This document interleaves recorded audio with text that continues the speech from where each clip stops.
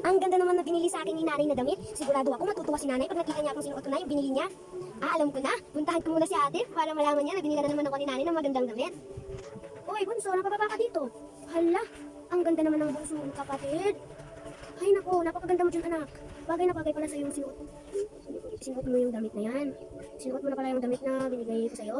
Yan yung suotin mo ha, pag nag-reunion tayo. Puntahan ko muna yung ate mo. Malas na naman, uubusan na naman ako ng lotion. Anay, o bakit anak? May tatanong ka ba? Anay, sigurado ko ba kayong matutuwa si ate na binilan niyo ako ng bagong damit? Baka aawayin na naman niya ako dahil ako lang yung binilan mo ng damit. Sana nay, kami na lang dalawa yung binilan mo ng damit. Oo naman. Matutuwa yung ate mo pag nakita niya na may bago kang damit. Tsaka pasensya na anak ha. Yan lang kasing kayang bilhin ni nanay para sa'yo. Tsaka yan lang talaga yung budget ni nanay. Sa susunod ko na lang bibilan ng damit ang ate mo pag bibibunan niya. Ha? Okay po nay. Ay, nandito na pala tayo nay. Kakatukin ko na lang mo yung ako na lang kakatok sa ano ni ate. Kwarto. Ate! Ate! Ay, sana naman ako kukuha ng lotion pang bili. Alam mo nga, 285 2 cups. Ay, kung sige, katok dyan sa pintuan ko.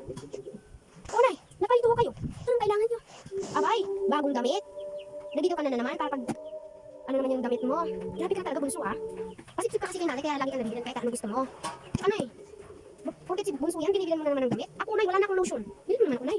300 lang po nay. 300 na lang yung ibigay mo sa akin kasi 185 naman yung lotion na binili ko para sa Avon. Abay. Hoy, Cheska. Wala ka dapat pag-initan sa kapatid mo dahil bunso siya. Paghusgahan mo na lang, tsaka Cheska. Ano, inutang ko lang naman yan eh. Tsaka natira lang yan sa perang inutang ko nung pumunta ko ng palengke. Tsaka Cheska. Huwag ka muna mag-lotion. Magtipid muna tayo. Sige ha. Magtipid, Nay. Putik. Anong tipid? Nay, nalilindi ba kayo? Tipid. Kung hindi sana kayo bumili ng damit, isana may ulam tayo. Ano yung ulamin natin yung damit? Nay, sawang-sawa na ako. Bakit dumibili ka pa ng mga damit? Marami naman kaming damit dyan ah. Ano, hindi na yung kailangan? Porque mayaman yan ha? Huwag ka tayong mayaman, Nay. Hindi naman tayo mayaman, Nay ah. Ano ba yan eh? Hindi ako nagmamayabang, Nay. Nay naman eh. Porkit ako yung ate, hindi mo na binibili lahat ng gusto ko. Tapos yung bunso mo, binibili ka kahit anong gusto ng bunso. Tsaka ampun lang naman yan eh, tignan mo. Kung hindi siya ampun ay, may reunion na damit sana tayo at siya. Tignan mo, magkakupol pa nga tayo ng damit. Dahil nag-reunion. Isan yung damit? Porkit, ano nga eh, 1 month na meron yung damit? O, ampun lang naman yan ah. Tinagkad mo lang yan. Nung pauwi tayo galing reunion. Ano yon? Nay, kinuha mo lang yan sa nanay niya. Kaya wag kang magturo-turo kahit anong gusto mo. Ikaw namang bata ka, tandaan mo to. Pag ikaw, hinayupa ka, sasabihin ko talaga sa'yo kung ano, at hindi ka anak ni nanay. Ate, sorry. Alam ko naman eh. Kaya kayo magkapareho ng damit ni ate.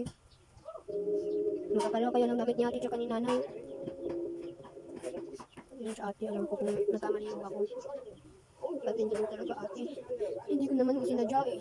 Tsaka hindi ko naman po rin alam kung bibilan ako ng damit ni nanay. Kung ayaw nyo, ibibenta ko na lang ito yung damit para may pangulam po tayo. Hoy! Ikaw ah! Sumusobra ka na ata? Ano bang naginawa ng pagkakamali ng kapatid mo sa'yo? Sinaktan ka ba ng kapatid mo?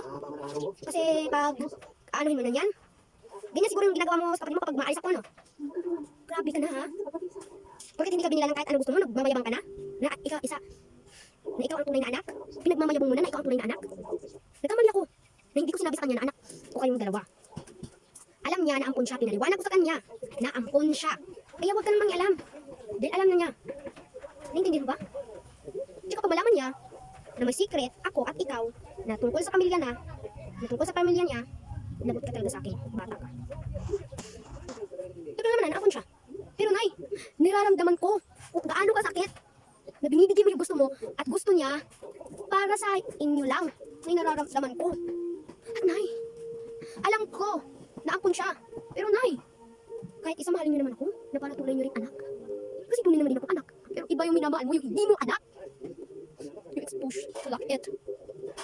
Lumabas kayo sa kwarto ko. Lumabas kayo sa kwarto ko. Bakit? Kung lalabas kami sa kwarto mo, kung hindi kami lalabas sa kwarto mo, ipapalayas mo kami dito? Nagmamayabang ka ba dahil ikaw ang nakatapos at nagpagawa ka ng malaking mansyon? Kasalanan ba namin yun? May pinagawang bahay tapos walang pera pagkatapos gumawa ng bahay. Asan yung pera nakarating? Na-scam. Binigay mo lahat ang pera sa isang lalaki, binuntis ka. Tapos, sa akin mo pinapamana ang anak mo. Sa akin mo pinapalaga ang anak mo. Habang natutulog ang anak mo, concentrate mo. Kahit isa lang. Kasalanan ko bang nabuntis ka sa lalaking yun? Kasalanan mo kung bang gumawa ka ng bahay at lahat ng sobra sa pera mo, binigay mo sa lalaki mo. At nung isang gabi ay may nangyari sa inyo tapos nabuntis ka. Nanghingi ka ng tawad sa akin tapos ano sabi mo? Uutang lang tayo. Pagod na ako mangutang. Ang dami-dami ko ng utang. Dahil sa anak mo, nagpakuha ka pa ng yaya sa anak mo, tapos ano yung ibabayad mo sa yaya? Mahirap kitain yung pera.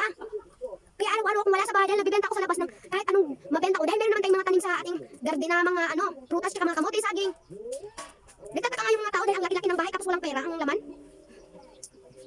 Kung ayaw mo sa amin dito magtira, sige, tignan natin kung mabubuhay kang walang ina at walang kapatid. Tandaan mo yan. Mabubuhay ka na walang kapatid at walang ina. Pag pinaasa mo pa sa akin, yung mga binabalak mo, wala nakakarindi. Pagod na ako. Alam mo ba? Kung ano at sino talaga kayo, hindi naman talaga kayo tunay na anak eh. Kayo talagang dalawa. Binata pa ako. Binatang binata pa ang nanay mo at ang tatay mo. Nagdadalaga pa ang nanay mo. Bintis ka na. Kapatid ko ang nanay mo. Kaso hindi ko masabi sa'yo eh. Kung ano ang nangyari sa kanilang dalawa. Dahil alam ko masasaktan ka. Kaya ko naman kinuha yung bunso mong kapatid dahil pamangkin ko ang nanay niya. Hindi ko ba ako? Ang sakit kasi yung pananalita mo sa amin eh. Kung ayaw mo mabuhay na walang mga magulang, gusto mong anak mo lang at ikaw ang maninirahan sa bahay mo, hindi manirahan ka, wala akong paki. Tignan natin kung mabubuhay ka. Naiintindihan mo ba ako? Ano sabi mo, Nay? Ampun ako. Hindi mo ko tunin anak. Kapatid mo ang nanay. Hindi ko na kaya. Ay, sinabi mo eh. Sinabi mo kung ano ang totoo. Parang hindi naman ako magkakakulay. Lumaki ako na ito ang nakilala kong magulang. Tapos sa paglaki mo, hindi mo lang pinapaintindi sa akin. Hindi mo pinapaintindi sa akin na meron naman pala ako. Totoong magulang. Nagpagtapos ako ng pag-aaral, Nay. Valedictorian ako. Tapos ano sinabi mo, Nay? Tatabaw ako. Tatabaw ako. Nag-teacher ako. Hindi ko magawa dahil ang sakit-sakit sa boses na laging